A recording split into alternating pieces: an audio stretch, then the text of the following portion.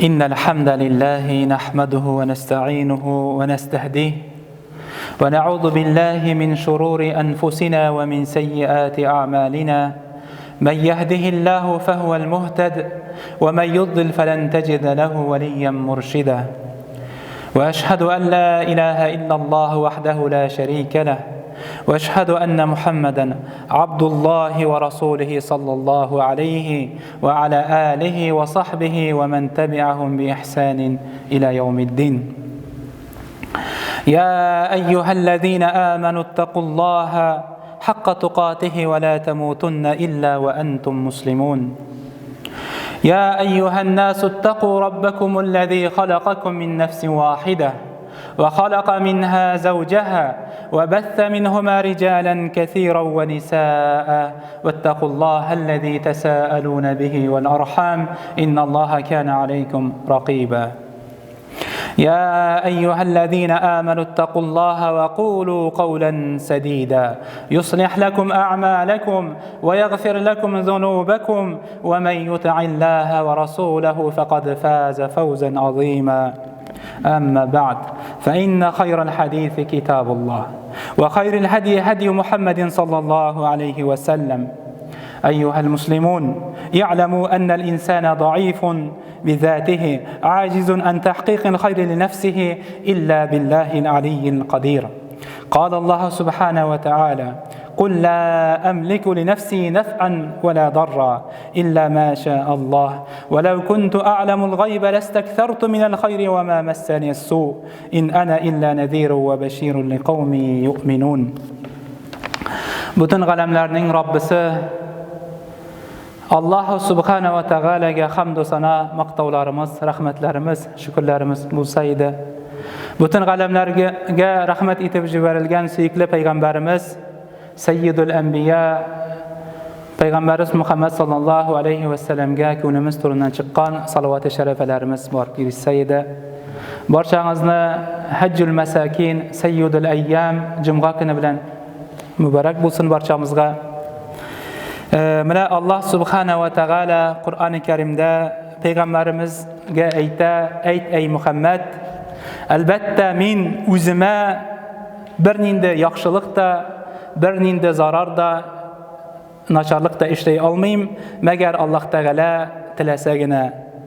Ham albatta agar men bilsam qaya ko'p yaxshilik, ham nechik qayonkila nacharlik, yomonlik, u vaqtda men ko'p narsa yaxshilik ishlab olgan bo'lar edim. Ham ko'p nacharliklardan o'zimni saqlab qolgan bo'lar edim dey. Mana darsdan da yaxshilikda, nacharlikda butunisi Alloh taolaning yog'indan, Alloh taolo tarafidan kishiga ul bilgisiz. Baribit aytdim, если бы знал, куда упасть, то соломку поставили. Шулай бит инде. Шуңа күрә беркем белми, кая аңа файда, кая аңа зарар икәнен. Менә шуңа күрә Аллаһ субхanahu ва таала безгә бирде иң зур менә ярдәм, иң зур Qur'он әйтеп инде, менә көч әйтеп ул да булса дуа. Менә шуңа күрә бүгенге безнең Алла бирсә вагазымыз фадлу дуа, менә дуаның фазилатлары турында әзрәк булса да хадистан, аяттан карап китәбез. Алла бирсә, Аллаһ субхanahu ва таала Qur'oni Karimda әйтә: "Ва qala rabbukum ud'uni astajib lakum. Innal ladina yastakbiruna an ibadati sayadkhuluna jahannama dakhirin." Sizning Rabbingiz Allah subhanahu wa ta'ala ayta, "Menga duo qiling'iz" dey. Mendan nindi hojatlaringiz bo'lsa, mendan so'rag'iz, mendan yordam so'rag'iz dey. Albatta men bütün qillarimning aytgan hojatlarini, so'raganlarim butunisiga javob berarman dey. Kimki menga so'rovdan, menga murojaat etuvdan bosh tortsa, u vaqtda albatta mening g'azabim bek qattiq deydi. Shunga ko'ra mana hadisda keladi: "Va man lam yas'alillah yag'dibu alayhi." Kim Allohdan so'ramasa deydi, Alloh taolaga murojaat etmasa, Alloh taolo anga achuvlanadi. Mana shu bitin agar biz kishidan so'ray boshlasang, naborat kishiga ko'p so'ray boshlagach, u kishi sendan уже to'ya achuvlana boshlaydi. Mana Alloh taolo kirisincha, Alloh taolaga biz Alloh taolaga hajatlarimizni so'ramasak, Alloh taolaga yolvormasak, Alloh taolo bizdan achuvlanar ekan. Agar biz Alloh taolaga ko'p murojaat etsak, Alloh taolo shuning qadar bizni yarata. Uhibbu mana kim dey payg'ambar hadisida kelar, kim duo eshigin ochsa dey, mana ko'p rahmat eshiklarini ochgan bo'ladi.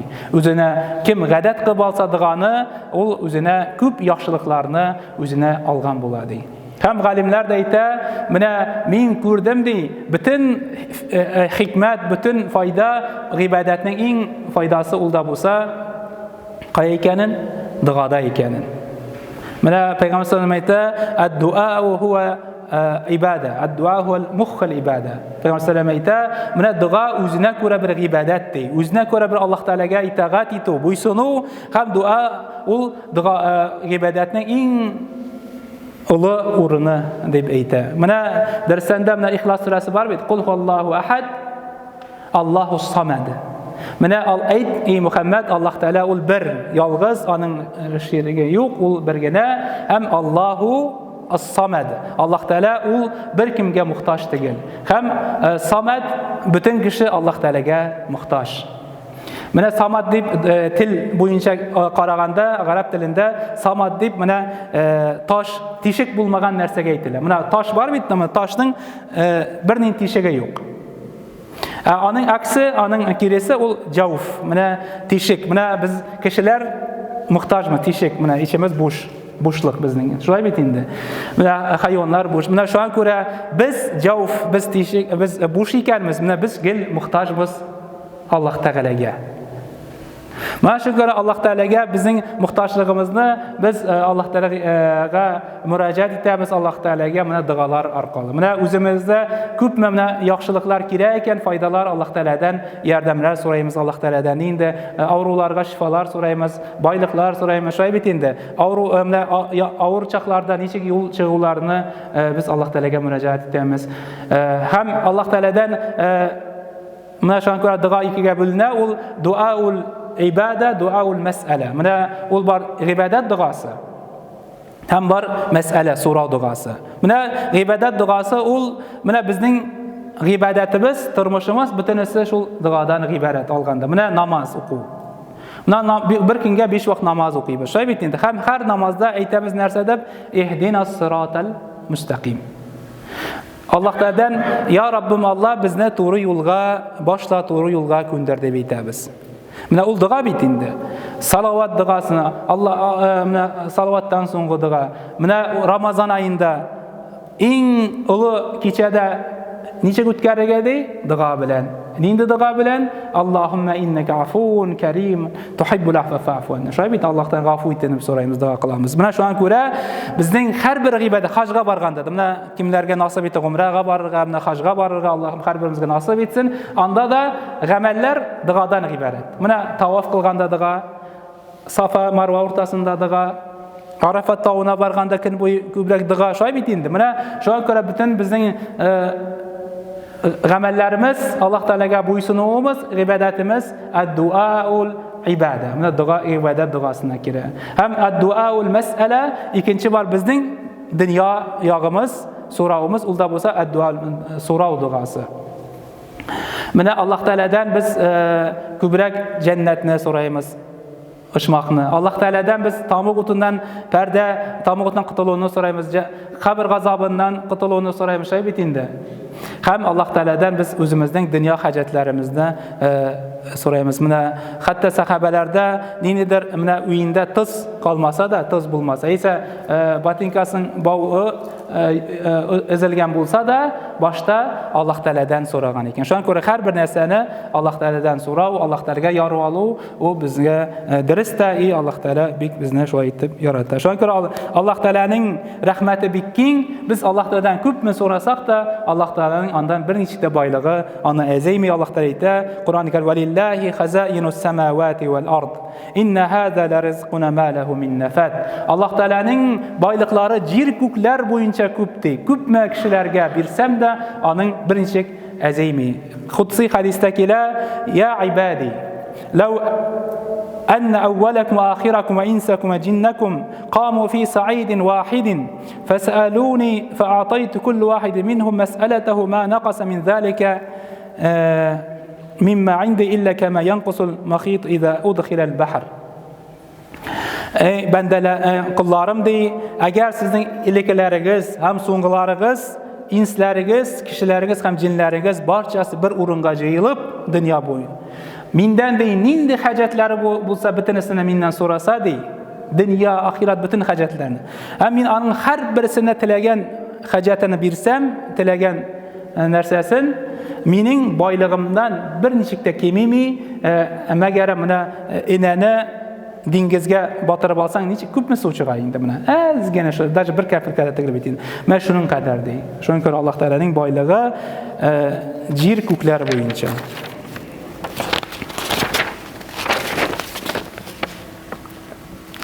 Mana duoning o'zina ko'ra g'adablari bor. Shunga ko'ra biz Payg'ambar sollallohu bizga o'rgatib qoldirgan. Biz duo qilganda boshda payg'ambarimiz Alloh taolaga hamd maqtov aytamiz. Alhamdulillahi robbil alamin vassalatu vassalamu ala rasulillah. Anora payg'ambar sollallohu salovat aytamiz. Ham shundan so'ng o'zimizning tilaklarimizni Alloh taolaga murojaat etamiz. Bizga endi hajatlar kerak ekanini. Ham albatta Alloh duo faqat Alloh taoladan so'raladi, Alloh taolo qilina. Ham ikkinchidan Alloh taolada ixlos bo'lirga tegish. Har bir duoni qilganda mana darsdan da Alloh taolo uni menga bera deb umid etib, ishonib duo qilishga kerak. Na payg'ambarimizning hadisindagilar duo ul bid'awatil illa atahu Alloh iyyahu aw sarafa anhu min as-su' wa mithluhu ma lam أو يدخر له من الأجر مثله. Duo dey ish tirga bo'linadi. Duo qilgandan so'ng birinchisi Alloh taolo anga nindi tilak tilay ekan, u shul duosini bera. Mana so'rading, Alloh taolo berdi. Ikkinchisi Alloh taolo mana shu duoning sababli senga kelgan nindidir bir nacharlik kelarga tegish zarar bala. Mana shuni shul duo sababli ul balani sendan ketkiradi. Alloh. Ham uchinchisi Alloh taolo sen so'ragan aybarni bermaydi. Sendan balani da ketkirmay ham uni qiyomat kunida qoldiradi. Mana qiyomat kuni kishi qiyomatga borganda ko'p ajr savoblar ko'radi. Ham ayta, bu qachon ishladim bu yaxshiliklarni ishlamadim degach ayta, bu sening duolaring, mendan gel so'rading, men seni qabul etmaycham, mana bugunga u vaqt aytar ekan, bir duomda qabul bo'lmasa, mana ko'p bittirib ajr savobni olgan bo'lar edim. Shunga ko'ra jamoat har vaqt duoda bo'lar kerak. Bir qachon duodan umidsiz bo'lmasqa, duo albatta ili qabul bo'la, yeysa sendan nacharlikni ketkira, yeysa qiyomat kunida qala. Ham albatta duoni mana sabablarini kerak, mana namozlardan so'ng duo qilarga, azon bilan qamat o'rtasida duo qilarga, ham ixlos bilan duo qilarga, ham asmaul husna payg'ambarim Alloh taolaning motor ism sifatlari bilan duo qilar kerak. Mana Allohdan 99 bit ismlari kelgan bitinda Ar-Rahman, Ar-Rahim, ya Rahman irhamni, ya Rahim irhamni, ya G'afur ighfirli, ya Razzaq urzuqni. Mana Alloh taolaga uning ismlarini aytib ondan so'ng duo qiluv to'g'ri mana sunnatga. Ham Alloh taolaga duo qilib bo'la o'zingning qilgan yaxshiliklaring bilan. Yeysa o'zingning tiyilib qolgan nacharliklaring bilan da Alloh taolaga so'rab bo'lar ekan. Mana bar bit ish kishi tavquvishligida Payg'ambar hadisida bor, 3 kishi sizdan ilkilar yo'lda borganda, safarda yomg'ir yog'ib, ular ichisida tavquvishligina kirdilar dey. Anar bir qatı yağmur yağgandan istten taş gelip şul tağının qo'shlig'in javob qo'ydi dey. Mana taş gelip javob, tağ qo'shlig'idan tegi kishilar chiqa olmadi. Zo'r taş. Hammalar uzoq o'tirdilar. U anda telefon da ishlamay, telefonda bo'lmagan endi bir ko'pmi qichqirsang da ondan chiqib ketib bo'lmay bitindi. Mana Всё, anda javob olding. Bir kim seni eshitmay. Всё, mana ezildi sen bilan. Mana bir kim yordam etmay, hammalar aytdilar, aydagiz dey, Alloh taolaga o'zimizdan qilgan yaxshiliklarni esga tushirib duo qilaylik dey. Mana birinchisi ayta, ya Rabbim Alloh taolo dey. Ikkisi qo'l ko'tarib turadi, endi birisi ayta, ya Rabbim Alloh taolo mening mana ati-ani ulu chaqda esan edi. Mana ulu chaqda menga ona qarorga to'g'ri keldi dey, ularga men bek yaxshi xizmat etdim. Ham birinchi bo'lib ati-aniga oshatib, onlari men bolalarıma o'zim osha edim dey. Bir kun so'ngroq uyga qaytsam, ati-anlarim uxlab yotadi dey. Мен sütne sağıp alıp keldim dedi, әтенеге бересім келсе, шының қадай тәмін ұйқылайлар да, рахатланып, мен аны уятасым, ұйқысын бұзасы келмедім дей, һәм әтенемден илегірек, өзім де балаларымды ашатасы келмедім дей. Менә аннары иртәнге кадәр алар йокладылар ди, алар йокыдан торгач, аларны ашатып сөт белән, аннары үзебез ашадык ди. Менә я Раббым Аллаһ Тәгалә, менә шу әти-әнигә хөрмәтем синең ризалыгың өчен булса, безгә ярдәм бер менә бу бәладән котылырга дигәч, таш әз генә ачылды да ди, һәм чыгып китеп булмый ди, баш сыймый. Икенчесе дуга кыла. Я Раббым Аллаһ Тәгалә, мин менә бер күрше бик матур кызны бик яраттым ди. Бик күп мөхәббәтләр аңа әйттем. Ул баш тартты ди. Һәм бер заманнар килде, аларга авыр хәл булды. Ул вакытта ул миңа акча сорап килде. Һәм мин үземнең теләгемне әйттем. Минең белән бергә булсаң, мин сиңа акча бирермен дип әйттем ди. Ул кыз кире китте һәм яңадан килде. Башка аның хәле юк иде ди. Менә акчаны бирдем ди. Ул икемез бергә калганда бер бүлмәдә ул әйтте ди. Рабб Аллаһ Тәгаләдән курк, бу гынах иш бит дип. Шуңа күрә мин аның әйткән сүзенә ди, тыңлап, bütün mümkünlikler bulup, akçanı da kir almadım, şul günah işine, zinanı işlemedim diye. Ya Rabbim Allah Teala senin rizalığın için meşhur günahtan tayılgan bulsam, bizni kıtkar bu ağır halden digeç, taş yanadan ezgine urundan kuzgalıp, çıkıp ketip bulmayın dedi. Hem ikincisi de kakıla, ya Rabbim Allah Teala, min kişilerine işe aldım, remont yasattım, hem onlara öz akçalarını birdim, birisi aşağıp ketip bardı diye. Anın haqın bir sarıq biriga jiyingan edim deydi. Bir sarıqni almayışa gitti. Şul qaldı, şul sarıq аңа деп аталған. Ул bir neçe deste yıllardan soң qaytdı deydi. Qaytqaç men ул sarıq köpme балалары булды, көбейді dey, köp булды. Һәм ул qaytqaç mening haqımda bir deb aytqaç men aytdim, mana bu sarıqlar seniki. Ул aytdi, nechik men bir gana sarıq işləgən idim haq. Bu ondan köp sarıqlar degeç, men aytdim de bu senin sarığın idin, sənə aytılgan, bular köp buldu, bitənsə ırşıdı. Menə bitənsə alın. Ul bitənsini alıp getdi. Ya Rabbim Allah Teala da menə kişi haqın saqlab, əmanətini saqlağanım üçün də meni qıtkar degeç, taş yanadan əzginə açılıb di, menə üçesi də yolğa səfərgə davam etdilər di. Menə qarağa cəmiyyətini hadisdən nində görüb bula, menə Allah Teala'ga dua qılğanda özünün yaxşı əməllərini iskə düşürüb. Yəsə özün nindədir günahlardan tıyılıb qalıb, menə şularını iskə düşürüb Allah Teala dua qabul bulduğuna səbəblərdən birisi ikən, menə Qur'an-ı Kərimdə də köp kilə qissalar, menə Kahf bugün bit menə cümğa günə bitində biz Kahf surəsini oxuyumuz şoy bitində.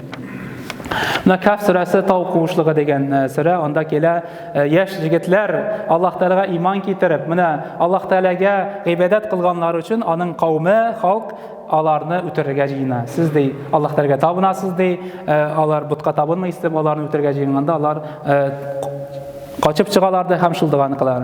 Rabbana atina min ladunka rahmeten ve hayyi lana min emrina rashada. Ya Rabbim Allah Teala bizga özünün rəhmətin eşiklərini aç, rəhmətinə bir. Bizni özün doğru yolga göndər deb aytgach, Allah Teala alarga bir tavuk qoşuğunu görsətə, alar anda iminlikdə qalıb 200 yıldan artıq menə yıqlayırlar. Şoy bitində. Allah Teala bir kimə onu görsətməy. Menə onlar bizə Allah Teala qissa aytıb getirə, menə bizə ibrət bulsun üçün. Menə dağaları bilən şoy bitində. Yeysə menə Yunus peyğəmbər. Yunus peyğəmbər qavminə çağırğan vaxtda qavmləri ona məsxərə etib qulaq salmağan vaxtda ul çıxıb getə qavminin həm barıb suğa iləgə. Şoy bitin balıq yitağına. Balıq içində bulğaç ul İsən ikənligini bilgəç dua qıla. Nəsəl la ilaha illa ente subhanaka inni kuntu minaz zalimin. Ya Rabbim Allah Teala dey, sen bir yalğız bir gənə subhanaka, mening bu balıq içində bulunma senin bir nindi qaybın yox. Subhanaka, sen bütün kimçiliklərdən pak. İnni kuntu minaz zalimin. Men özümə özüm zulm qıldım, özüm qayıblədi. Həm Allah Teala onun duasını qəbul etib, fastəcəbnə ləhu. ونجيناه وكذلك ننجي المؤمنين. Biz onun duasını kabul ettik. Hem ana qutqardıq, yanadan turmuş, birdik hayat. Hem şulay yok biz Müslümanlarına, müminlerge şa dua kılsalar biz dualarını kabul eterimiz, ağır hallerden çıkarırız deydi. Şu an göre cemaat mına biz dua bik jengil, onun için köp narsa okuysa yok. Mına öz tilinde, ihlas көңелдән dua kılsan elbette o ibadet bola, yolda barganda, ida bulganda, kaya bulsak da, yıkıdan turganda, aşağanda, aşağıdan soň telemez gel dua bilen beyle bulsaydı. Şu vakitte inşallah Allah Teala biz bilen birge yarata, hem en zor ibadet bola. Subhanakallahumma bihamdik, eşhedü en la ilahe illa ente, estağfirullah ve etûbü ileyk, ve aqulu kavli hâzâ ve estağfirullah li ve lekum ve lisâiril mu'minin. الحمد لله والصلاة والسلام على رسوله محمد على آله وصحبه وسلم. إن الله وملائكته يصلون على النبي يا أيها الذين آمنوا صلوا عليه وسلموا تسليما. اللهم صل وسلم على سيدنا ونبي محمد صلى الله عليه وسلم. عباد الله إن الله يأمركم بالعدل والإحسان وإيتاء ذي القربى وينهى عن الفحشاء والمنكر والبغي يعظكم لعلكم تذكرون وأقيموا الصلاة.